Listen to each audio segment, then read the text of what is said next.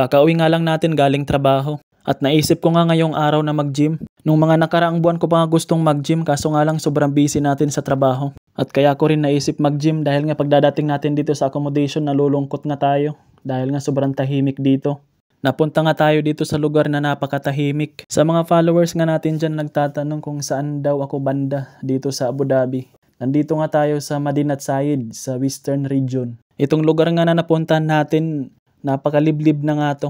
Malapit na siguro to sa border ng Saudi. Sa 5 years natin dito sa UAE, ito na siguro yung pinakatahimik na lugar na napuntahan ko. Nung mga unang buwan nga natin dito sa Madinat Zayed, talagang ayaw ko dito sa lugar na to dahil nga sobrang tahimik. Pero nung tumagal na, nagustuhan ko na siya dito. Sa mga kabayan nga natin dyan na gusto ng tahimik na lugar, pwede kayo dito sa Madinat Zayed. Pero kung gusto niyo naman yung medyo maingay, pwede kayo sa Al Ain. Napahaba na siguro yung kwento natin. Nakapagbihis na nga rin tayo at nakapagsaing na nga rin pala tayo para after natin mag-gym, kakain na lang tayo.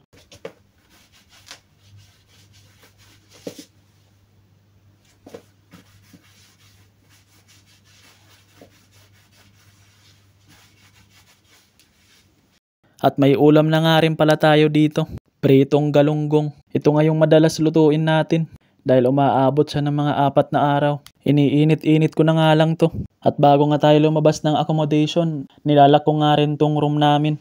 Dahil nga madalas walang tao dito sa accommodation. Madilim na nga rin pala. Maglalakad nga lang tayo papunta dun sa gym. Buti nga hindi gaanong mainit ngayon. From accommodation nga natin papunta dun sa gym. Umaabot nga ng mga 10 minutes pag lalakarin lang siya.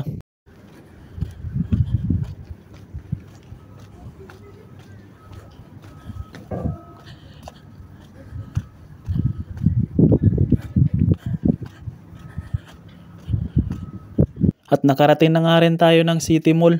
Ito nga yung pinakalikod ng City Mall.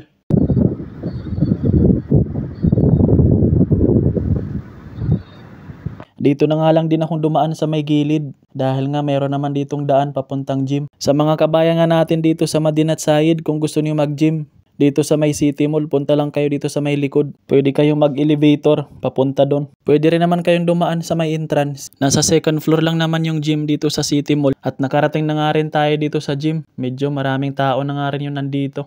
At bago nga tayo magsimula, i-check muna natin yung timbang natin. Nasa 65 na pala tayo. Dito nga sa pinag-gyman natin, wala kang magiging problema dito dahil nga kompleto sila ng mga gamit. At yung maganda pa doon, meron instructor dito na magtuturo sa inyo. At may nakilala nga tayong kabayan dito. Siya sana yung gagawin nating intro dito sa vlog na to. Kaso nga lang, nahihiya daw siya sa boses niya. Kaya nakiusap sa atin na wag na lang daw iparinig yung boses niya. Kaya siya na lang nag-video sa atin. Sa mga kabayan natin dito sa Madinat Zayed na gusto mag-gym, punta lang kayo sa may City Mall, sa may 2nd floor, sa Nitros Gym. At sa mga kabayan nga natin dyan na magtatanong kung magkano ba yung monthly dito sa Nitros Gym, may offer nga sila ngayon dito. Yung 3 months nila, nasa 400 dirhams. At sa mga baguhan nga natin dyan na mag-gym, huwag kayong mag-alala dahil dito sa Nitros Gym, may mga instructor na magtuturo sa inyo step by step. Magandang gym nga itong napuntahan natin dahil tuturuan ka talaga nila. Dati kasi na-try ko sa ibang gym. After ko magbayad, parang wala na silang pakialam sa'yo. Yung tipong hahayaan ka sa mga gagawin mo.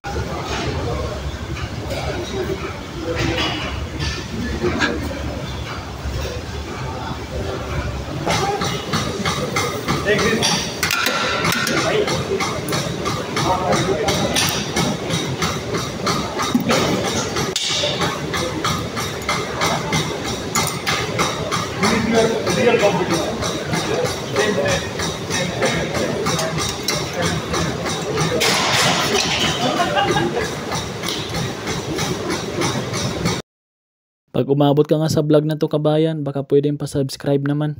Maraming salamat sa inyo sa walang sawang pagsuporta nyo sa akin. Paano ba yan? Hanggang dito lang muna yung vlog natin. Maraming salamat sa panonood ng mga vlog ko.